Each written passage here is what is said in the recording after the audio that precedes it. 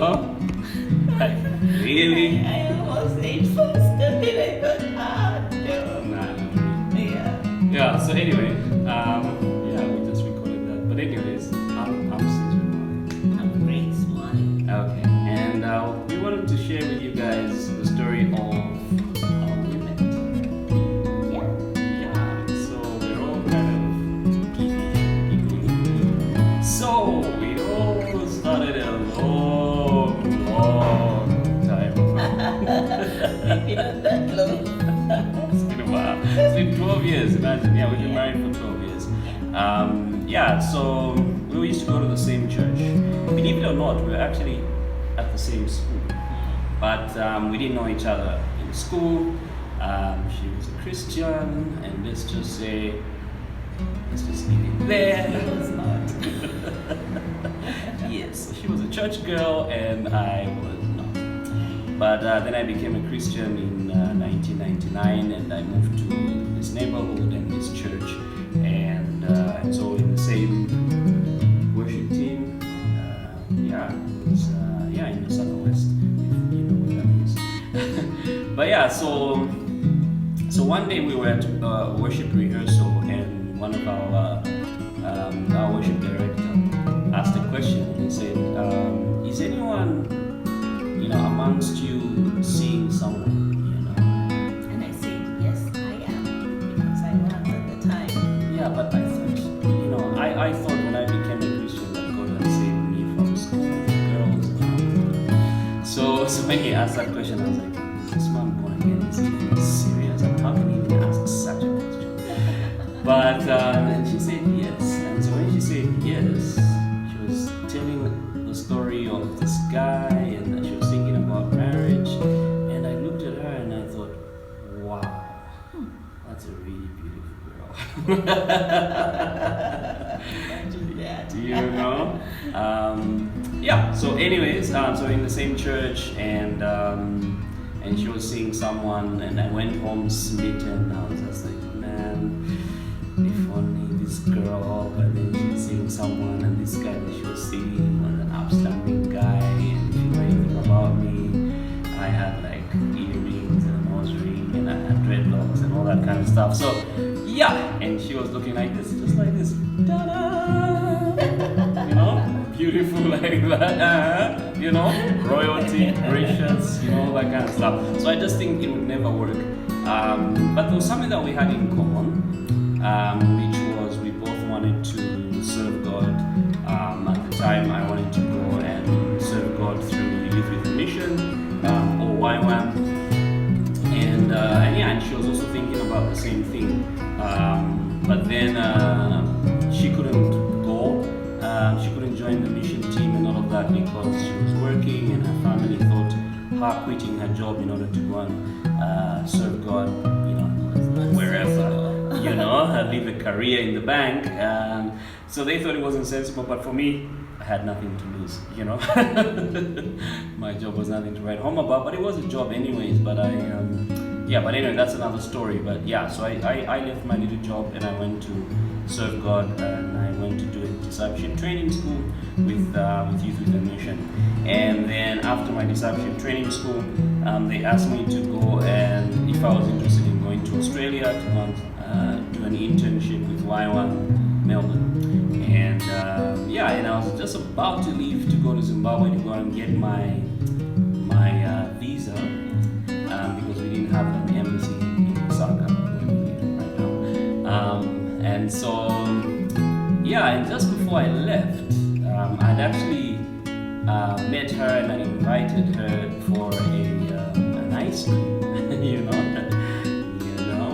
wink, and then she agreed, and she came on that little date, so to speak, which was already a date, and she just thought her friend asked her for ice cream, and I was walking her down to the bus stop, and I kind of started telling her that I liked her, and I thought she was great, and which she responded, Thank you very much. You're so sweet. imagine. Is that all you can say to a guy? A guy is trying to be nice, trying to put in a good moral vibe, because but so then the next day, I was like, okay, I thought she was gonna say something more than that, but she didn't. Then the next day we were in church together, not together, but we were all in church. And then the pastor stood up and said, hey, he had great news. And what was the great news? Grace was engaged to get married to this other guy. So this was another guy from the other guy that I met in the beginning. So, and I was like, and this guy, I knew this guy, he was in church, he was an upstanding guy, he had a job, he was decent looking. And I thought, oh boy, this girl will never be mine. And just kind of left it. But maybe we can talk about this.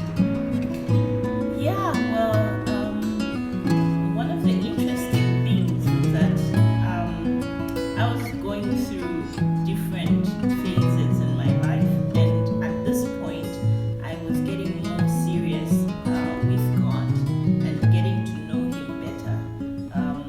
The first guy that he mentioned in the beginning, I had broken up out of that relationship, the first one, and I was still hurting and not yet whole when I went quickly into another relationship. And so I still had heartache issues to deal with, and for a while, hanging there with this relationship. But the more that I got to know God better and the more that I healed, the more I realized that this relationship was not going to work for me, that we were going very different ways and we wanted different things out of life despite the fact that we were both believers.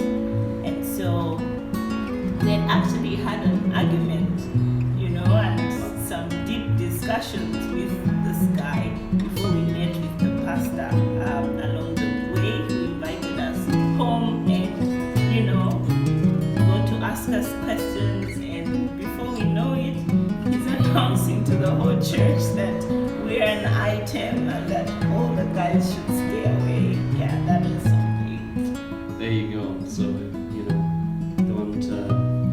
don't tell your pastor about your relationship. Yeah, so especially when you're not ready for anything serious. exactly. So anyway, I had, like I said, I felt a call to go to do this discipleship training school with Youth with a Mission, and then I was on my way to go to Australia to go and serve God there. And so I'd gone to Zimbabwe to go and kind of apply for my visa. And whilst there, a funny incident happened. Two funny incidents.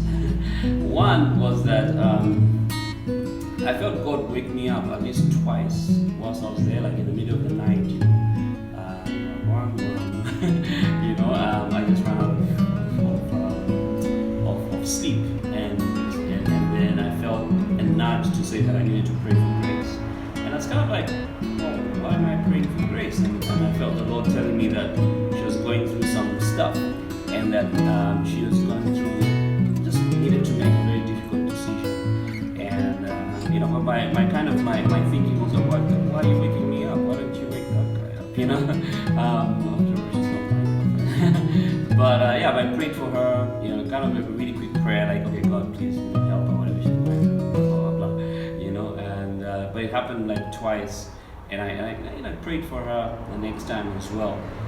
So what happened was I got my visa, but then I was asked to come back to Zambia. I thought I was going to go from Zimbabwe straight to Australia, but I was asked to come back to Zambia. So I came back to Zambia and stayed for about 3 months or thereabouts. And just before I left to now go to Australia, we had an overnight at church, an all-night prayer meeting. I was asked to share that overnight, and I just kind of encouraged the guys to say, hey guys, you need to go for God. There's more to life than this. There's more to life than just money. There's souls that are perishing, souls that are dying. People need the gospel. We've got the bread, and we need to share it. And and after that, Grace was there as well, and maybe she can tell her part of the story at the overnight. So, unbeknown to him, the time that he felt the Lord asking him to pray for grace, what was happening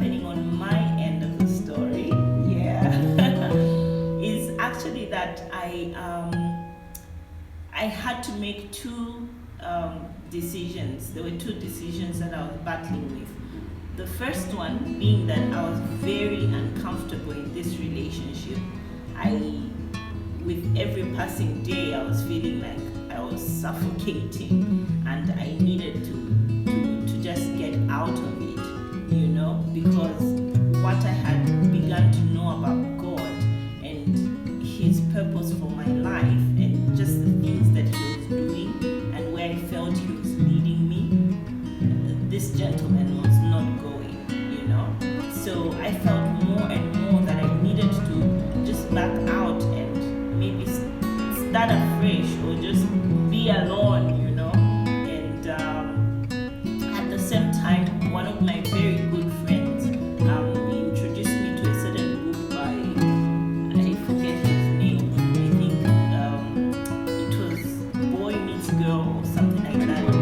Yes, done by Christian authors, and they were just explaining their love life and how that they had kissed dating goodbye, you know. So I thought, well, I felt, well, that's an interesting phenomenon. And the more that I read it and got to understand it, the more I felt that I wanted to try that. That next time I'm getting into a relationship, if ever, was to be with the man that I was going to marry.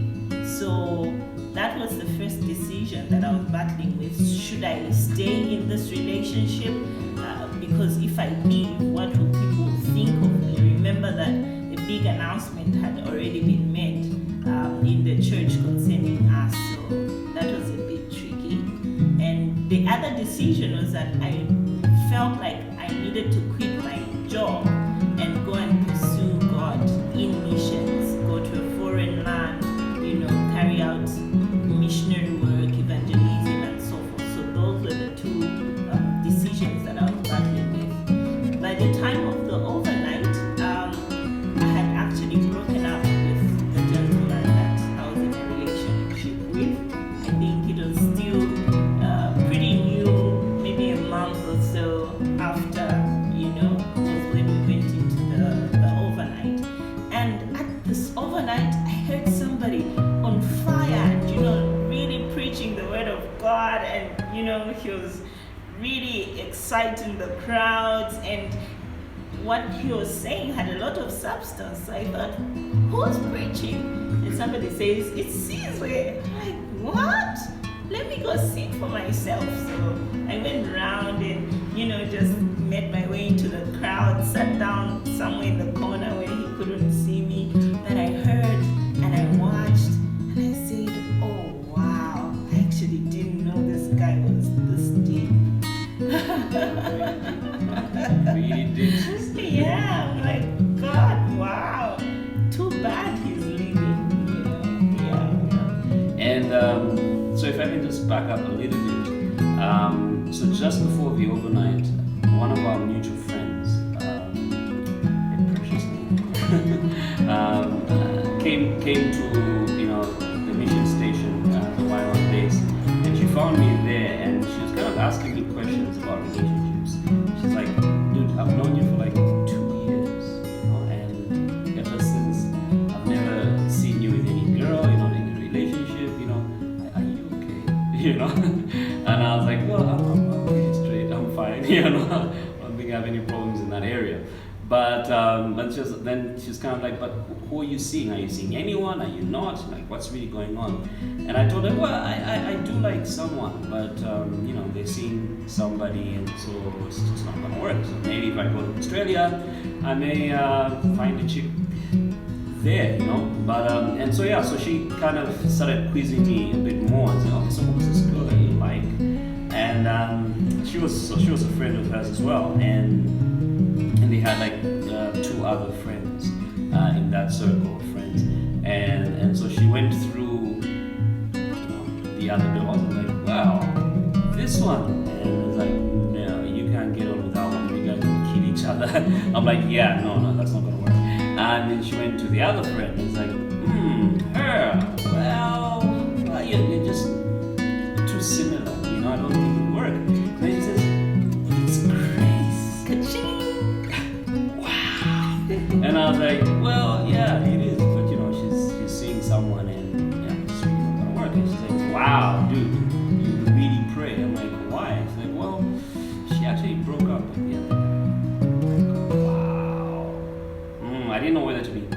glad, or whether to dance, whether to be sad.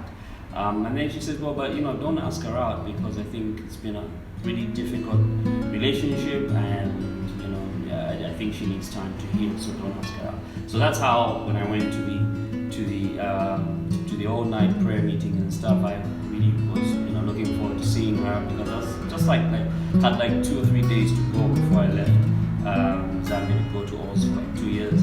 And so after the overnight, I tried to kind of talk to her, and she was playing hard to get, as girls do. I asked to escort her. She was like, I'm fine, thanks. I tried to talk to her, whatever. She just blew me off, gave me a cold shoulder. So I was like, okay, it's fine. It's okay, we can play that game. And then a couple of days later, that was the day I was leaving, I went to a workplace, she works in the bank, and it was a funny story because I stood in the queue. She was a bank teller. So I stood in the queue up to the front of the queue, and I talked to her for like 3 minutes or 5 minutes, and then the queue behind me would grow really long or build up, and then I'd go to the back of the queue, finish that whole queue, get back to the front, talk to her for like 3 minutes, and then go back to the back of the line, and it just went on and on. And then eventually I was like, hey, listen, I need to get your number because on your email and stuff, because I'd love to keep in touch with you whilst I'm away and stuff. So so that was how I left. And then when I was in Oz, I felt the Lord tell me, don't ask her out. And I was like, that's a bit tricky. What if someone else has asked her out? And but it was a trying time for me. And then at the same time, I started seeing someone, and then a friend of mine, I don't know whether you call him a friend, reminded me and says, oh yeah, so you're seeing this girl, oh, she's a nice girl, but what about Grace? And I was like, why did you have to bring her into the picture, But I realized I had feelings, I still had feelings for her, and I still thought that something would work out with us, so I broke it off with the other girl and said, hey, listen, I don't want to take you for a ride, I think that there's someone else that I'm sort of interested in. And so for the next sort of year and a half, I stayed without a girlfriend. It was hard, very hard. I was waiting, and the Lord had specifically told me not to ask her out because until she answered His call on her life. And so I was just calling her, every month, every 2 weeks, I'd give her a call. And the time difference is like 9 hours, and the best time to call her was maybe around 3 p.m. in the afternoon, and so plus 9 hours, like you can do math. It was pretty late, and maybe we'd talk, till about maybe it was like 3 in the morning or something, that kind of a thing. So so she thought I was doing that to everybody. I was calling everybody. Yeah. And then what?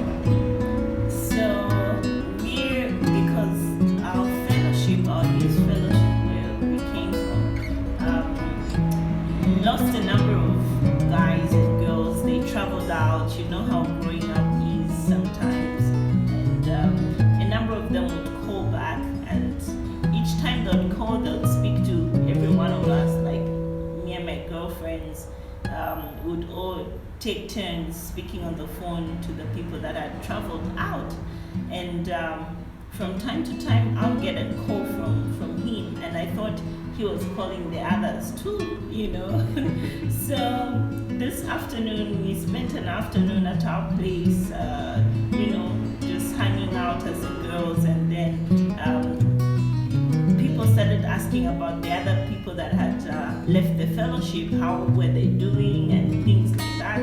So, would share, oh, so-and-so is doing well, so-and-so is happy, I heard about him, and so forth. And then when it came to Sizwe, I was the only one that seemed to have information on how he was doing, I knew every detail. And so I just realized I was the only one sharing about Sizwe. And my friends kept looking at me and saying, so why is it that hasn't called any one of us. And no, he didn't. You mean like? Nope. So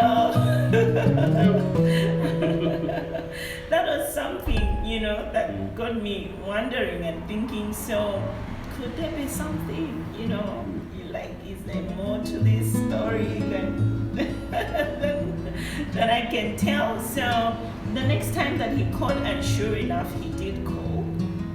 I said my friends were saying hi, and then they had not received any calls from him, and so I asked him why he was calling me and not calling anybody else.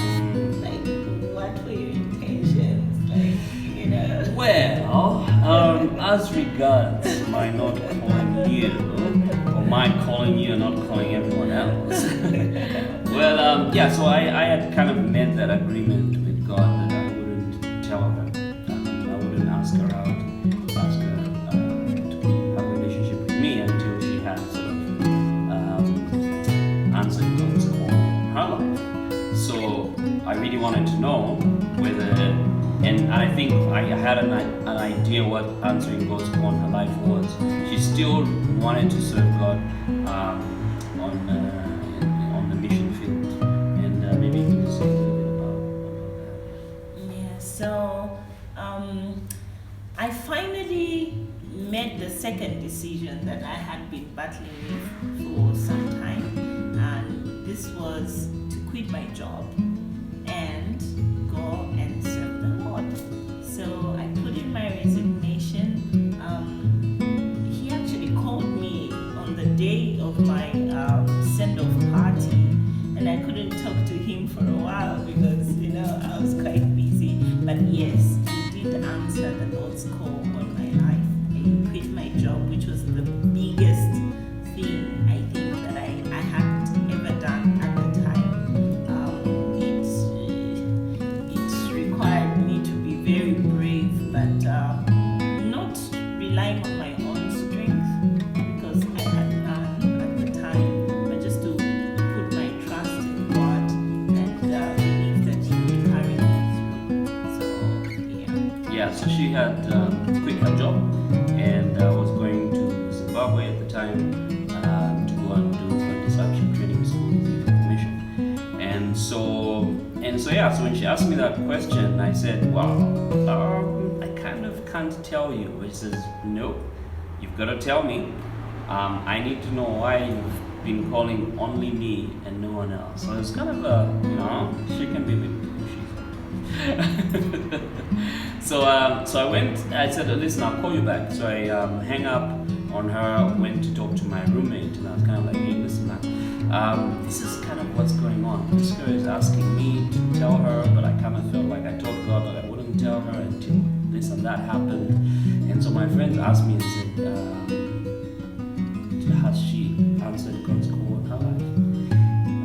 Is she doing this thing? I was like, yeah, she's quit her job and she's doing this. Okay. Is she the one? Are you the one asking, or she's the one asking? Well, technically, I'm not the one asking. She's the one asking. That means that you know. What's your problem? Tell the girl. So so I took his advice and I got back on the phone with her and kind of made up a proposal, which was amazing. No, it was lame. I didn't like it at all. Really? Yeah, I mean, I could tell what he was asking. It just didn't come out right, It's not like what I've been selected for.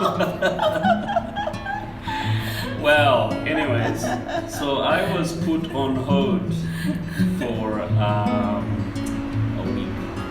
I was told not to call her back for a whole week, and it was a very long week. I mean, I was like, well, you asked me to ask you, and now Say, let me think about it. you're thinking about it? Like, really? So after a week, I called her, and she actually sent me an email. I don't even think it was really quick. She sent me an email like in 5 days. It's like, well, we can talk. So I called her, and she says, okay, I kind of generally agree with what you said, but I think that your proposal, It was, it really was. yeah, I mean, you must understand. I mean, I've been out of the game for a long time. You know what I'm saying? So I was a bit rusty. You know. So, anyways, so I proposed again. You know, I kind of brought in my A game. She was a bit chuffed. It was perfect. And she said, Yes. yeah. So so then we kind of started this conversation, this relationship, which is a long distance relationship. And something funny happened again is that in the next 6 months when she went for this course with Youth with a Mission, we didn't communicate. Like every time we tried, the line was so bad. So for a whole 6 months, God was so jealous of our relationship that he messed up the phone.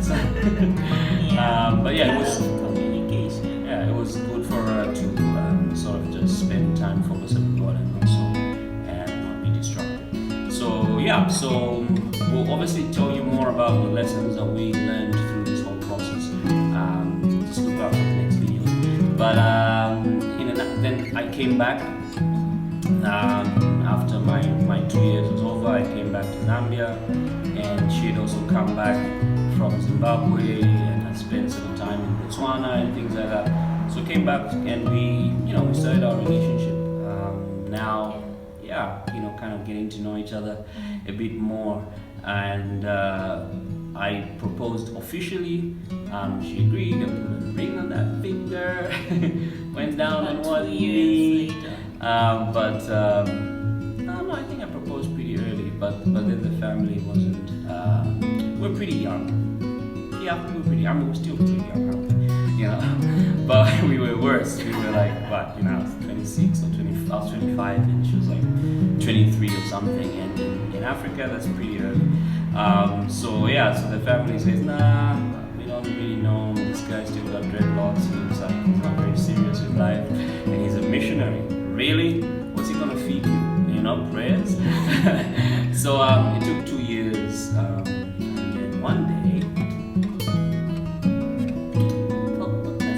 I popped the question, but before that, actually, her older brother found me at her apartment that she was sharing with her niece, and he just walked in, her immediate older brother, and he said to me, "Mr. Mwani, I'm so glad to see you. I'm so glad you're here." I'm like, "Oh, what's up?" And he's like, "Well, I just want to let you know that I'm officially the chairperson of your wedding committee." And I was like, "Chairperson of my what?" But that was just a sign, from the family, basically saying that they were happy with me, that they were open to us getting married. And then, we began to organize a wedding. We were broke at the time, but God came through for us. And we've been married for 12 years. So that's how we met. Yeah, so that's the story of how we met. So a lot more. Really, we've learned a lot from that process of not dating and just waiting on God and waiting for each other, and just the lessons that God taught us through that process have really shaped who we are, have shaped our ministry, and the principles of what we're going to be sharing from now. So look out for the next video on marriage